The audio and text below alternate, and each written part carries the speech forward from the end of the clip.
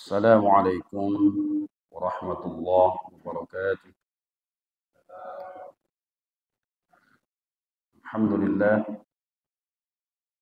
wassalatu wassalamu ala Rasulillah Muhammad ibn Abdullah wa ala alihi wa sahbihi wa mawala. Asyhadu an la ilaha illallah wahdahu la syarika lah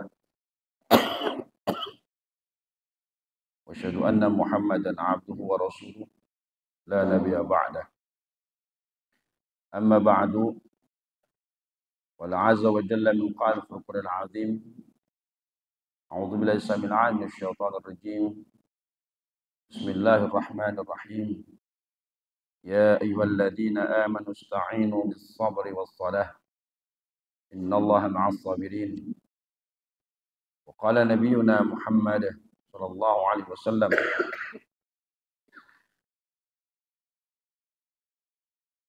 likulli syai'in 'umudun wa 'umudud din as-salah wa 'umudus salati al-khusyu' wa khairukum indallahi atqakum.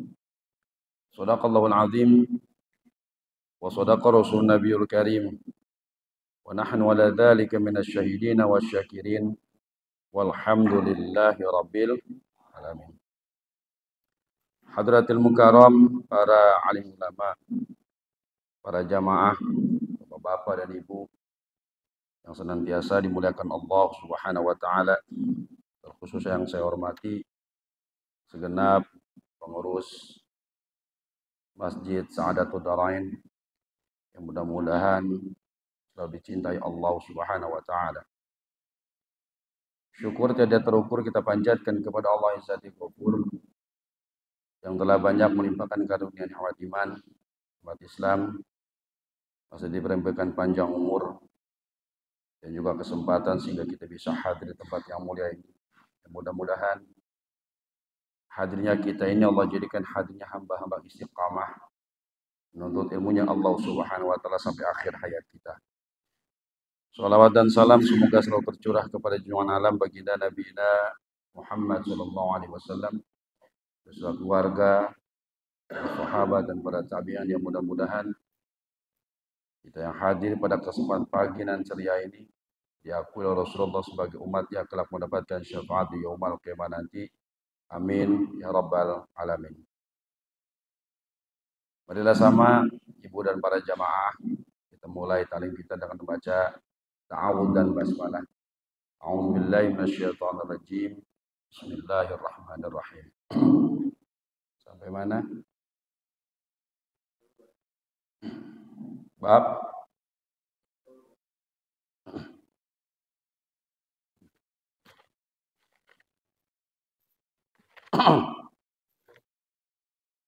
belum nyampe. Masih ada 3 baris lagi sebelumnya ya. Iya. Iya betul, Mas. Mohon maaf Selasa yang lalu nggak bisa hadir karena KO. Iya, lagi musim KO. Mohon maaf Bu ya. Wajar kalau bulan Maulid itu kan saya jadi laki-laki panggilan. Iya. Jadi panggilan Bu. Walikulli wahidihim thariqun min turuq itu ya. Bismillahirrahmanirrahim. Qala muallif rahimahullahu taala, nafa'ana bi'ulumihi wa madana bi asrihi fi dharai. Sebentar.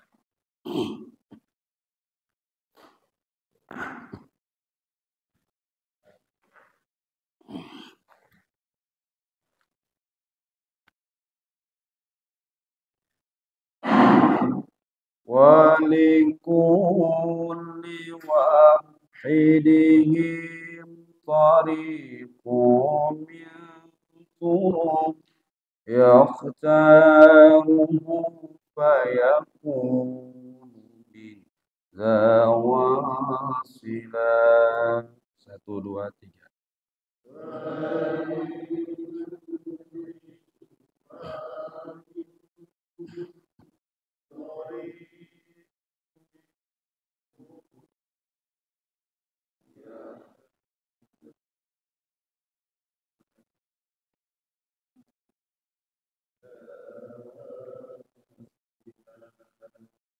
كجلوسه بين الأنام مربيا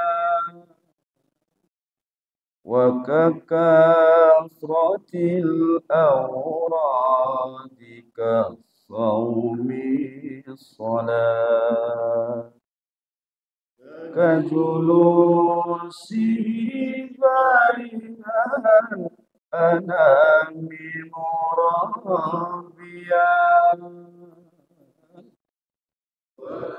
ككثرة الأوراد كالصوم الصلاة وكخدمة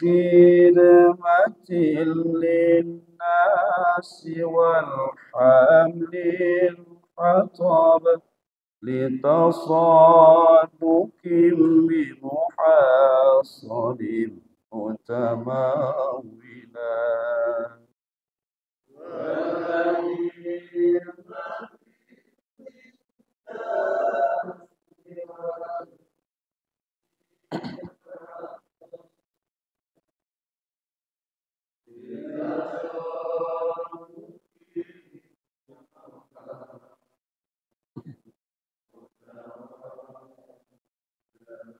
اللهم صل وسلم وبارك عليه ولكل واحدهم طريق. Setiap-tiap orang dari orang-orang yang ingin menuju dirinya, mendekatkan diri kepada Allah Subhanahu wa taala, thariqum, mesti punya cara atau metode. Min turuqin, daripada metode-metode yang diajarkan oleh para guru-gurunya. Yakhtaruhu fayakunu min dha wasilah. Maka dia boleh memilih metode mana yang pantas buat dia, atau metode mana yang pantas kira-kiranya bisa istiqomah untuk yaitu beribadah kepada Allah Subhanahu wa taala.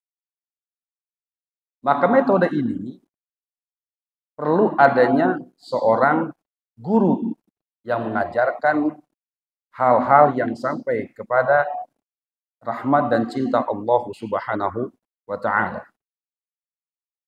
Maka tidak sahlah seseorang belajar apapun, sebanyak apapun yang dia baca buku, tanpa punya guru. Waqala Imam Syafi'i, kata Imam Syafi'i, la ilma bila sanadin. Tidak ada ilmu tanpa sanad. Wajib harus punya sanad. Bahwa sanad, apa yang disebut dengan sanad? Sanad itu ikatan ilmu dari guru sampai kepada kita. Maka pantaslah, kata Muhammad bin Hanbal, beliau katakan di dalam kawaidnya bahwasanya bila mana seseorang tanpa sanad ilmu, maka akan seenaknya dia menyampaikan sesuatu yang tidak bisa dipertanggungjawabkan. Wajib punya sanad. Makanya punya guru jelas gurunya. Asal jangan nyomot. Asal punya jenggot aja, comot. Asal pakai jubah, dicomot. Gitu. Asal kelihatan ustaz, dicomot. Asal pakai sorban, dicomot. Jangan. Tanya dulu. Maka boleh kepada siapapun bertanya kepada seorang gurunya. Guru, mohon maaf ya, guru belajar ngajinya di mana? Atau guru mengambil ilmunya dari siapa? Maka boleh seorang murid bertanya itu kepada gurunya. Kira-kira murid di sini pada pernah nanya mau guru gitu kan? Kira-kira belum ya? Disebut songong nggak kira-kira? Enggak. Kenapa? Karena yang namanya sanad itu penting, wajib diketahui oleh seorang murid. Wajib. Lalu bagaimana ketika tidak ada sanadnya? Mohon maaf Ustadz, saya lihat dengar-dengar kayaknya enak kajiannya ngajinya. Ustadz ngaji di mana? Alhamdulillah, saya biasa tiap hari buka Google atau buka YouTube. Maka la sanada fiha. maka ilmu tidak bersanad. Maka ketika ilmu tidak bersanad, maka dia akan dapatkan 3 hal.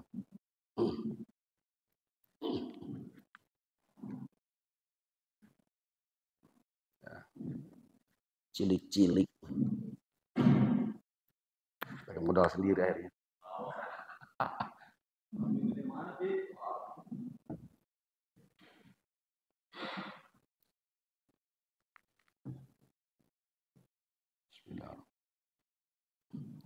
Wajib harus bersanad.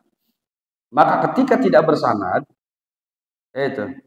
ketika tidak bersanad, yang pertama ilmunya pasti bila barokah, nggak ada berkahnya, hilang keberkahan.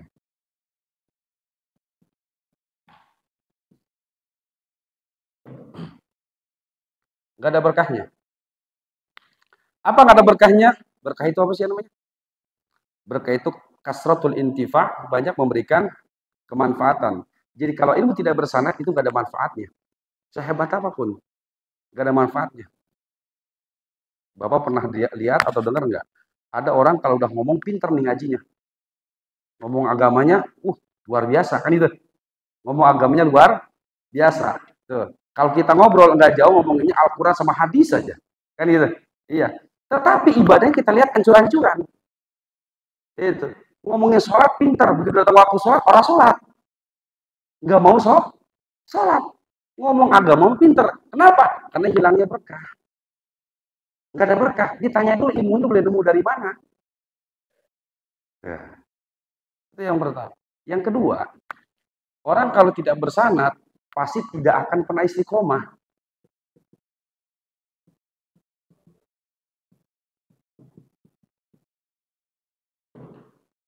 Nggak akan pernah istiqomah. Kenapa? Karena udah lagi bukan karena Allah Subhanahu wa taala. Orang istiqomah itu apa yang dia lakukan itu akan berefek baik kepada orang-orang yang mengajarkan dia. Sekarang begini, saya mengajarkan bapak-bapak di sini. Kira-kira pahala yang saya ajarkan kepada bapak-bapak ibu-ibu di sini sampai nggak ke guru-guru saya? Sampai. Tuh, ke guru saya, ke guru saya, ke guru saya, ke guru saya, sampai semuanya. Tuh. Nah, kira-kira kalau nggak punya guru, nyampainya kemana? Kira-kira kalau nggak punya guru, nyampainya kemana? Sedangkan sanad itu terikat. Satu dengan satu lain sampai kepada Rasulullah Shallallahu Alaihi Wasallam. Ini yang bahaya yang ketiga. Orang tanpa sanad cenderung akan banyak menyalahkan pendapat orang lain. Akan banyak menyalahkan pendapat orang lain.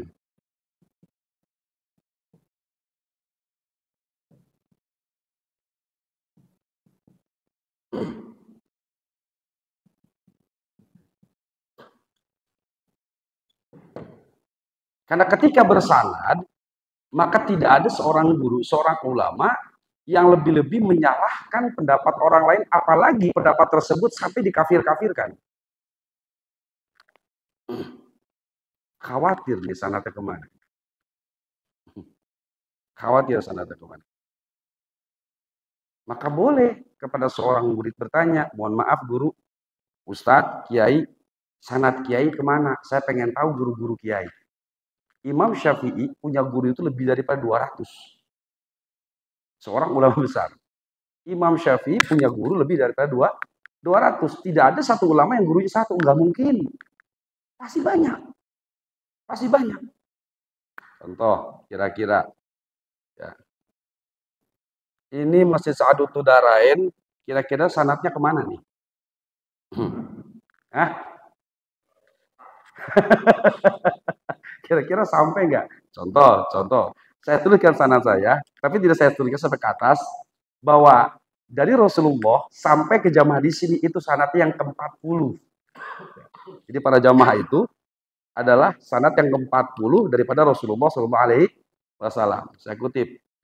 Contoh, ini katakan nama saya, Haji Sofyan lah. Yang pertama, berguru kepada almarhum Syekh Abu Yunari. Abu Yunari berguru kepada Syekh Suhaimi.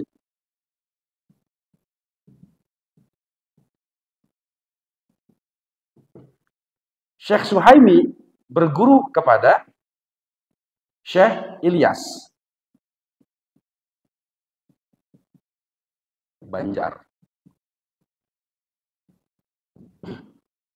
Syekh Ilyas berguru kepada Syekh Khalil Banjar.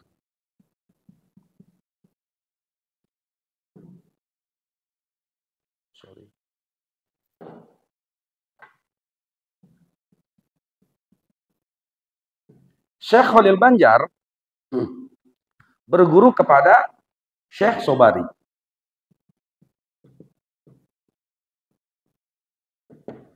Syekh Sobari berguru pada Syekh Nawawi Tanahara.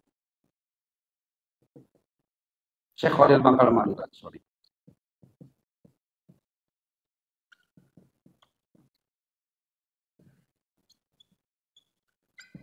Syekh Khalil Bangkal Madura berguru kepada Syekh Nawawi Tanahara.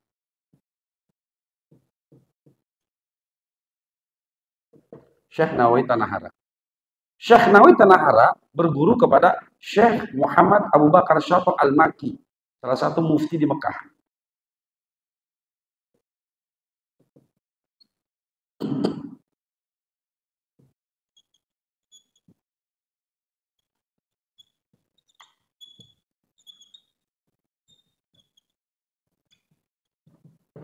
Nah, yang dari dekat aja ya. 1, 2, 3, 4, 5, 6, 7, 8, 9. 9 guru minimal mesti tahu kita belajar ke siapa aja. Nanti Syekh Abu Bakar Muhammad Al-Makki ini pengarang kitab I'anatul Talibin ya, yang mensyarahkan kitab kita yang sekarang kita kaji. Yang mensyarahkan kitab kita yang kita kaji sekarang. Nanti ketemu tuh ke atasnya. Seperti yaitu Syekh Ibnu Hajar Al-Haytami atau Syekh Ibnu Hajar Al-Asqalani yang di hari-hari khusus di mana diajarkan kitab hadis tuh, kitab Bulughul Maram. Nah, nanti itu sama sanadnya, termasuk guru-guru kita. Ya, sama sanadnya. Jadi kitab yang di sini dikaji itu semuanya bersanad semua sampai kepada Rasulullah Shallallahu Alaihi Wasallam. Ya, dari saya belajar ke Syekh Abu Yunari, dari Syekh Abu Yunari belajar kepada Syekh Suhaimi, Syekh Suhaimi belajar lagi kepada Syekh Ilyas Banjar, Syekh Banjar belajar lagi kepada Syekh Khalil Banjar, Syekh Khalil Banjar kepada lagi Syekh Sobari, Syekh Sobari belajar lagi kepada Syekh Khalil Bangkal Madura, Syekh Khalil Bangkal Madura belajar lagi kepada Syekh Nawawi Tanahara, Syekh Nawawi Tanahara belajar lagi kepada Syekh Muhammad Abu Bakar Al-Makki, Syekh Muhammad Al-Bakir lagi terus sampai kepada atas. Ya, jadi sanadnya Sa'adatul Dharain yaitu ke 40 sampai kepada Rasulullah Shallallahu Alaihi Wasallam. Ya, jadi harus jelas sanadnya, legalitasnya mesti jelas. Jadi nggak ada Haji Sofyan belajar ke YouTube, dari YouTube belajar ke Google, dari Google belajar ke itu tambah kacau nantinya. Facebook, dari Facebook belajar ke IG, muter-muter situ aja nggak kelar nantinya. Ya. Begitu servernya mati semua sudah. Nah, ini penting buat kita.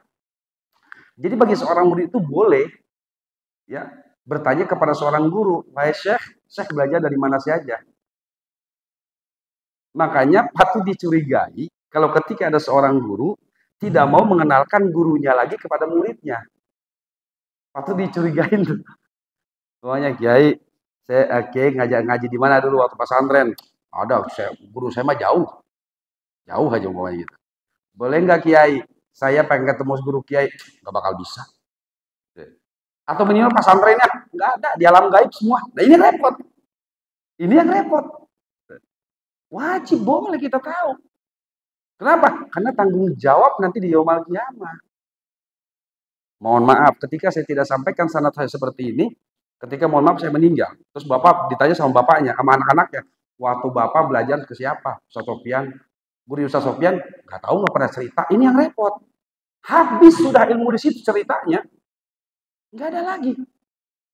Maka pentingnya sanad. Benar kata Imam Syafi'i, la ilma bila sanadin, tidak ada ilmu yang tidak bersanad.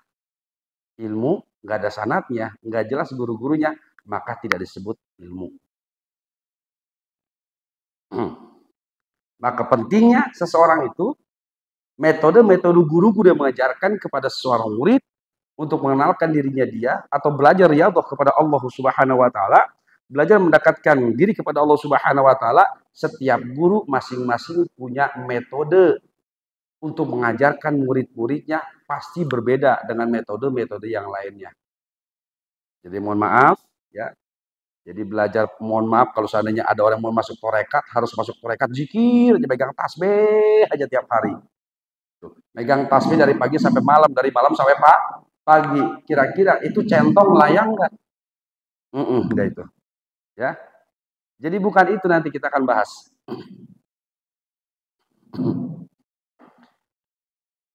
Yakhtaruhu fayakun minta wasilah, maka boleh dia memilih metode-metode yang diajarkan oleh guru-gurunya, atau biasa dikenal dulu guru yang mursyid ya, guru yang pandai untuk mendapatkan muridnya melihat ataupun mempelajari hal-hal yang diketahuinya.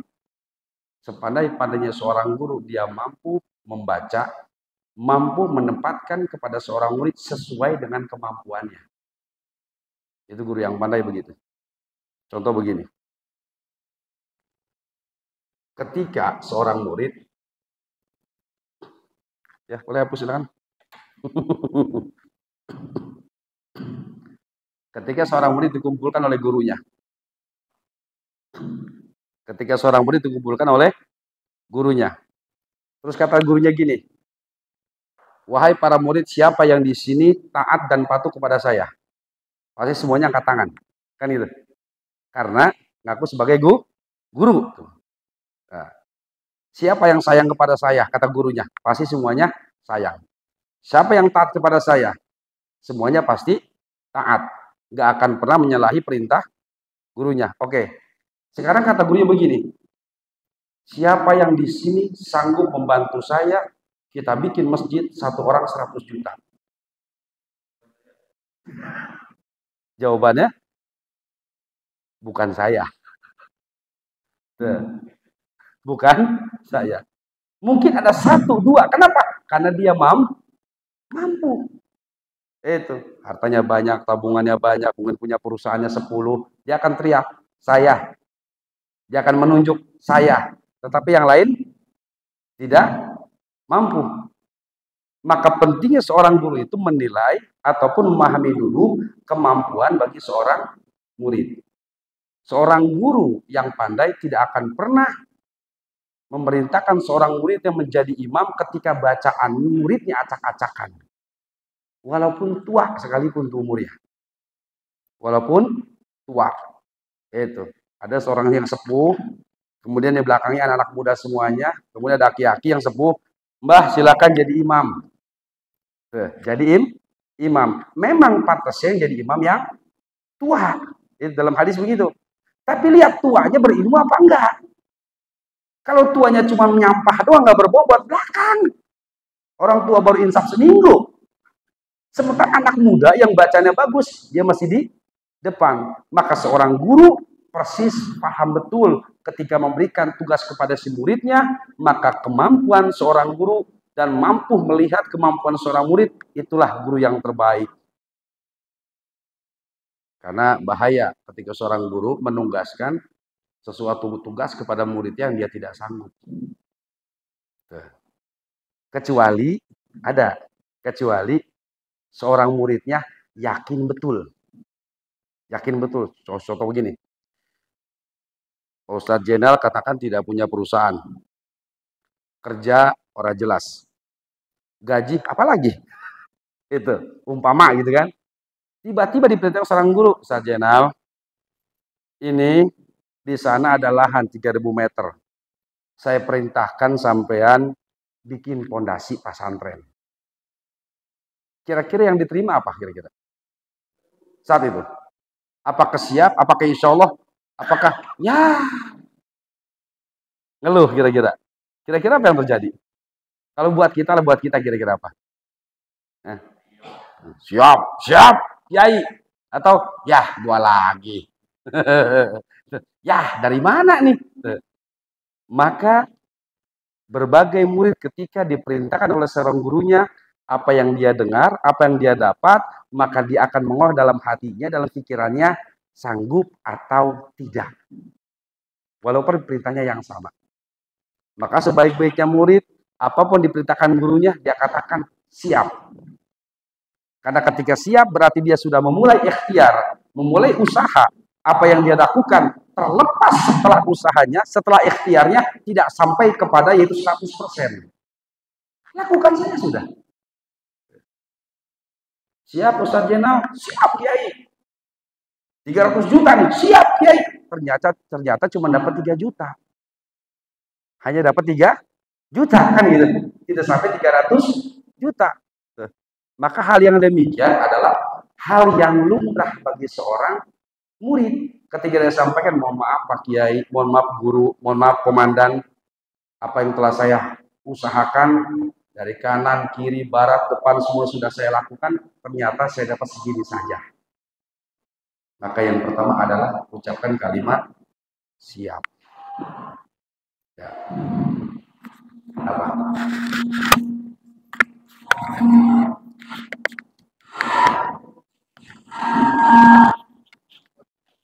Oh, baterainya habis. Sorry.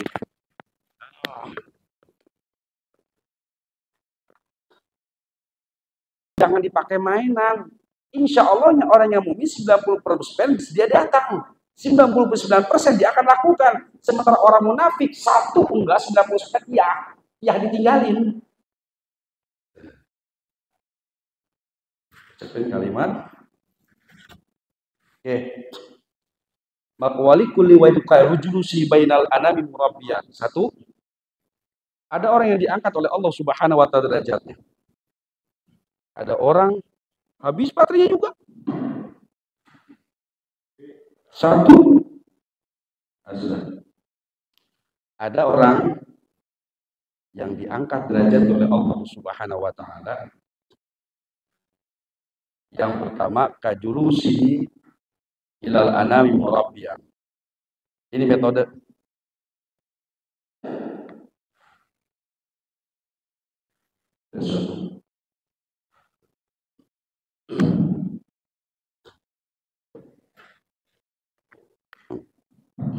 Oke. Nah, ini.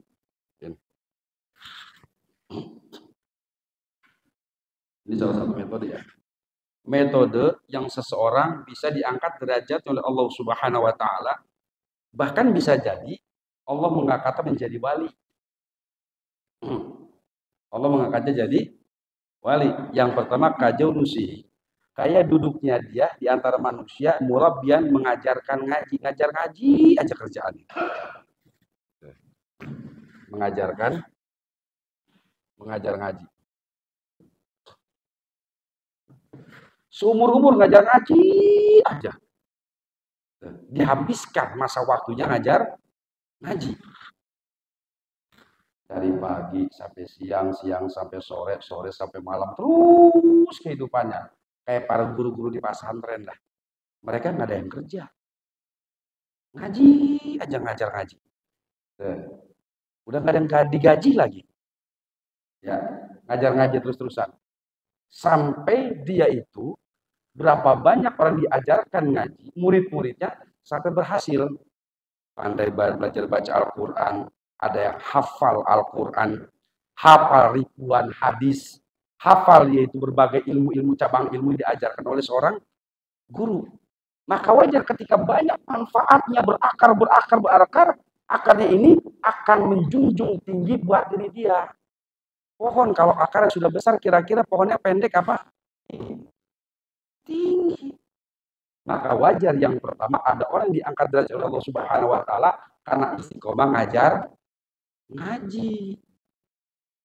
Jangan pernah sepelein guru-guru yang mengajarkan Quran ataupun TPA, TPQ, jangan pernah nyepelein. Hati-hati, bisa jadi dia dijadikan wali sama Allah yang dia sendiri nggak tahu. Namanya wali mastur.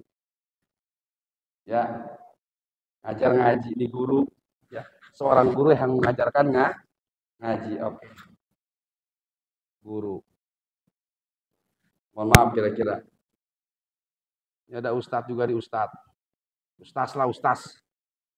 Yai, kiai, kiai, kiai, kiai, kiai, kiai.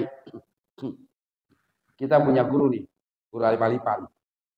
Ya, guru ya apa? Igra lah, Igra ya. Guru Igra pas malam Jumat lagi kan hataman nggak hatam-hatam. Guru Ikra. Ikra. Kemudian guru ngajarin sholat segala macam. Nah kira-kira mohon maaf banget ini mah. Ini aja pikir sama otak ya. Ketika ada hajatan, umpama tuh ada maulid, terus Isra, Mi'raj, umpama, gitu kan. Ini mah jangan diomongin. Maulid, Isra, Mi'raj. Diundang nih guru yang bisa ngajar kita sama yang tukang ceramah. Kira-kira amplopnya gedean siapa? Hah? Kira-kira ya. Kira-kira gedean yang ceramah. Saya mau nanya, tuh kan. Kira-kira yang masih banyak ilmu yang ceramah apa yang enggak ceramah? Hah? Kira-kira nih, ustadz yang ceramah kalau ente mati dia datang mau mandiin enggak? Mau tahlilin enggak? Mau ngedoain enggak? Kenapa? Jauh. Kenapa ini yang berjasa enggak dianggap? Tuh. Kenapa ini cuma 1 jam? Diluk-lukan. Sebenarnya dibuah-buahin. Kan gitu. Mana banyak memberikan manfaat? Orang guru kampung apa guru kota? Kampung. Datang 100.000. Amplop, lecek lagi duitnya. Atau 10.000. Lah ini jutaan. Tuh, jutaan. Ini 1 jam doang berdiri. Sementara ini setiap tahun seumur umur mengajarkan masyarakat sampai kita bisa. Otak kita kadang-kadang konslet di sini. Ini yang kadang-kala bisa menghijab ilmu kita, doa kita disebabkan kurang ta'zim kepada orang yang mengajarkan kebaikan sama kita. Ya, Ustaz Anu, ceramahnya keren di YouTube, di TV diundang. Lah guru yang begini suruh doa, doangan itu. Akhirnya nggak seberapa dikasihnya. Hati-hati, Anda kurang menghargai guru yang mengajarkan banyak kepada Anda, sementara Anda hanya 1-2 jam saja berkenalan dengan seseorang ini, lebih yang Anda utamakan, maka seberkas apapun, sehebat apapun, ilmu Anda hilang, keberkahan di hadapan Allah Subhanahu wa Ta'ala. Selesai.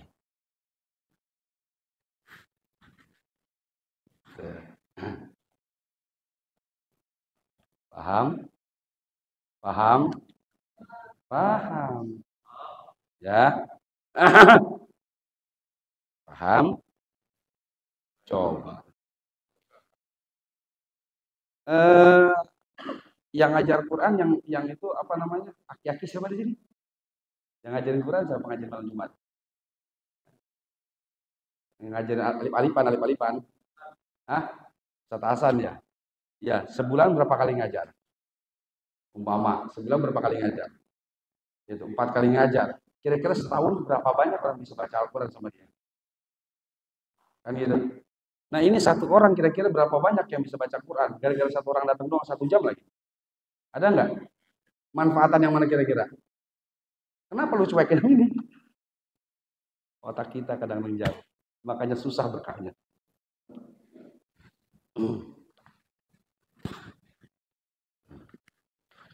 Wa kakasrotil awrad. Ada yang ibadah kepada Allah Subhanahu wa Ta'ala, dia diangkat derajatnya oleh Allah Subhanahu wa Ta'ala. Ada yang ketika dia mengajarkan ngaji saja, mengajarkan para santrinya dengan ikhlas karena Allah. Hujan geledek dia ngaji aja. Dapat duit nggak dapat duit dia ngaji. Ustadz kampung begitu Pak. Hayu ngajarin muridnya. Habis ngajarin muridnya ke sawah. Habis ke sawah istirahat sholat duha. Di sholat duha, enggak lama siang ke kebun, begitu aja sampai ngajarin murid-muridnya. Diangkat derajat oleh Allah Subhanahu wa taala. Atau mana enggak ngajar ngaji tapi waka kasrotil aurat, banyak zikir kepada Allah Subhanahu wa taala. Zikir aja. Ya, megangin tasbih aja kemana-mana. Bawa tasbih dari sini ke pasar, hayu subhanallah, subhanallah, subhanallah, subhanallah. Hatinya berzikir. Hatinya berzikir. Kira-kira, ini mah kira-kira. Ada yang pernah di sini berzikir dari mulai bangun tidur sampai mau tidur nggak berhenti berhenti? Ada nggak? Nggak ada ya. Kenapa nggak diadain? Kenapa nggak diadain? Putus di jalan ya? Iya. Oke. Ada yang pernah bersolawat di sini dari mulai bangun tidur sampai mau tidur lagi? Nggak ada ya. Kenapa nggak ada? Ada dari sini bangun tidur sampai mau tidur lagi mikirin duit? Nah, itu kenapa jadi ke situ aja? Kenapa ke situ? Ya, tuh. Ini mah kita ngomongin kita aja, nggak usah orang lain, nggak usah. Jangan ngomongin orang lainnya dosa. Gitu ya. Ada yang zikir kasratil aurad. Jadi ada wiridan. Wirid itu dalam bahasa Arab, aurad itu atau diambil dari kalimat waroda adalah bacaan yang sudah baku namanya wirid. Seperti ba'da sholat, subhanallah, alhamdulillah, Allahu akbar, tasbih 33 kali, tahmid 33 kali, kemudian apa namanya, alhamdulillah 33 kali, itu namanya wirid. Karena sesuatu yang sudah baku atau tetap namanya wirid. Kalau zikir bebas kapanpun dia mah dibacanya. Nggak harus pada sholat, mau sambil jalan juga cuek, itu zikir namanya. Fazkurullah, itu kan zikir kepada Allah Subhanahu wa taala, bebas, nggak lihat waktu, nggak lihat tempat. Kalau wirid itu mesti tepat. Karena waroda artinya sesuatu bacaan yang baku, yang tetap daripada Rasulullah Shallallahu Alaihi Wasallam. Nah, kembali tujuan wiridnya buat apaan? Kalau cerita zikir, tujuan zikirnya buat apaan?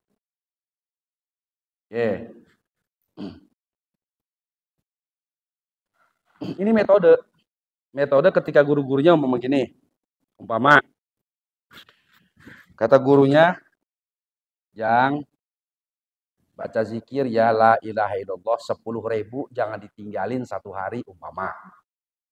Namanya metode, jangan cari-cari dalil dari Nabi. Gak bakal ketemu, Pak. Karena metode itu salah satu cara yang mengolah kepada seseorang untuk lebih, artinya belajar mengenal. Seperti begini, dulu ada nggak yang namanya hitungan pakai tangan, matematika? Apa itu namanya? Kalau anak kecil sekarang itu tidak ada. Itu. Tapi metode itu dilakukan terjadi. Maka berkembanglah bagaimana metode untuk menghafal Al-Quran. Ada hafal Al-Quran, ada 1 lembar 3 jam metodenya.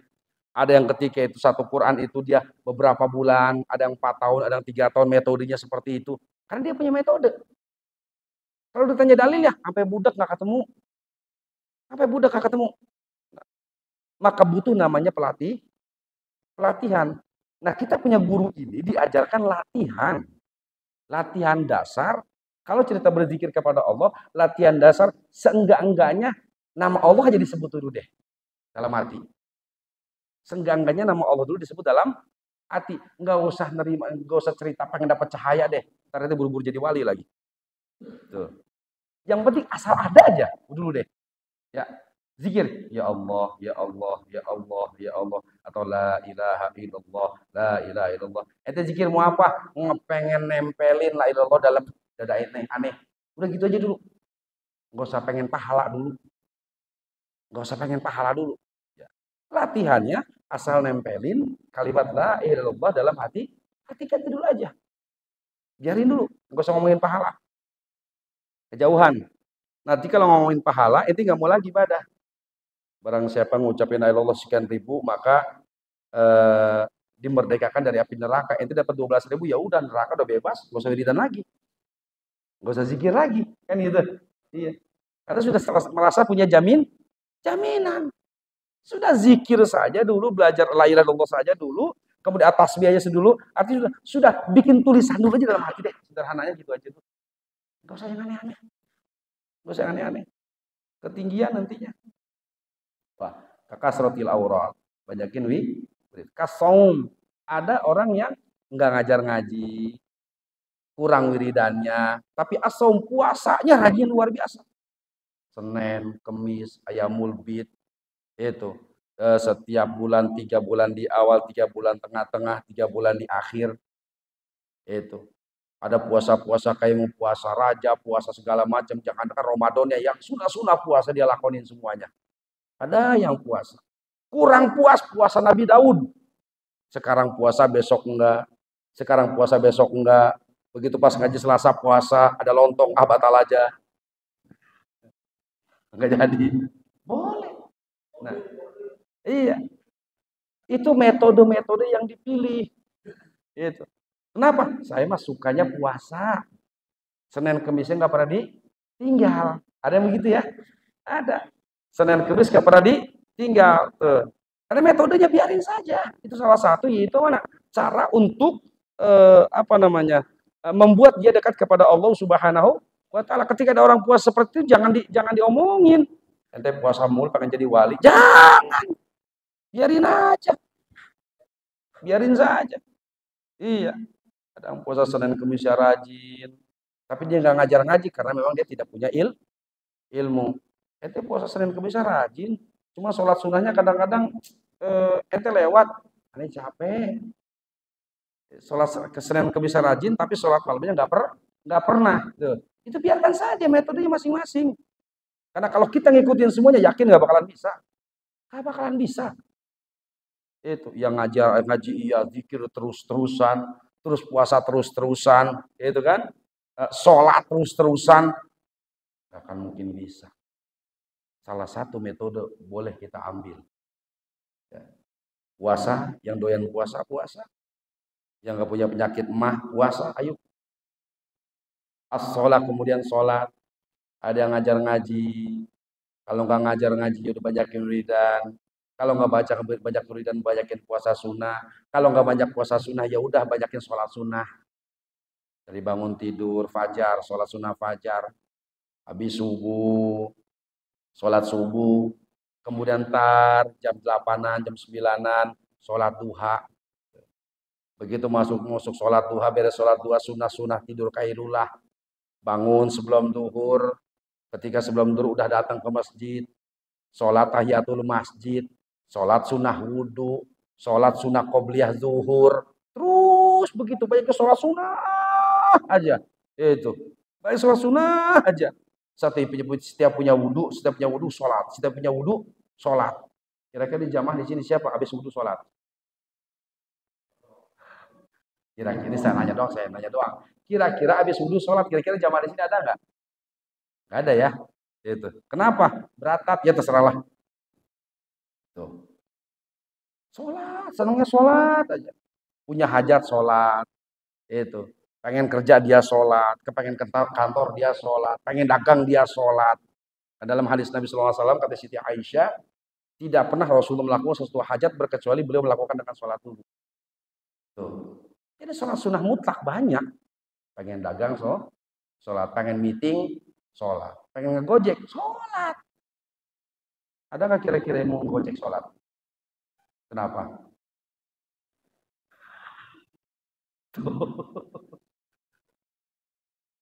Masya Allah.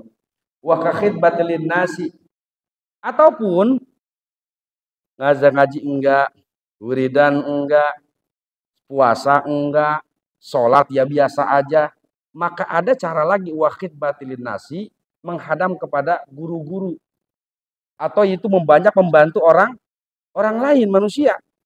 Yaitu hidupnya nggak pernah beratangan. Di mana di situ ada potensi dia bisa melakukan kebaikan, dia terjun.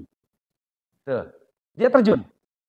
Dia tidak akan pernah berharap selain kepada Allah Subhanahu wa taala. Di mana ada tempat dia bisa melakukan suatu kebaikan, dia pasti lakukan itu.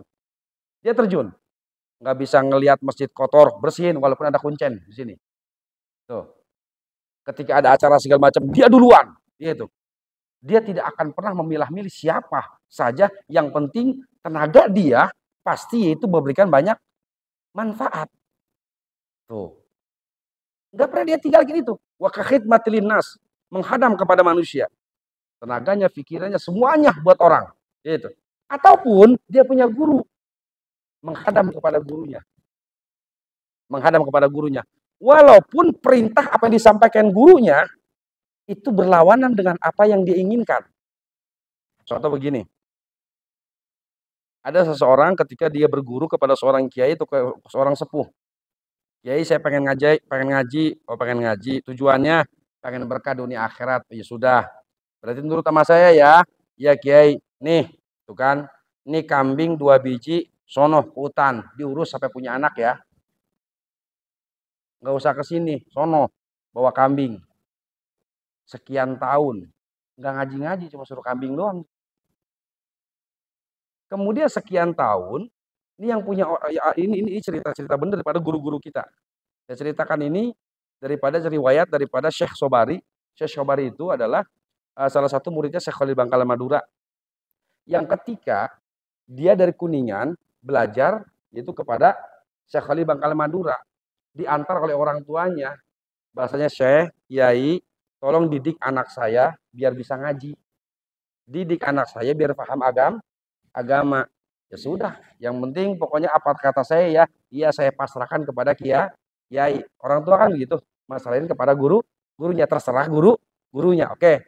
Ketika orang tuanya pulang, ini si anak dikasih kambing 2 biji, 2 ekor, suruh yang namanya ngembala kambing di hutan.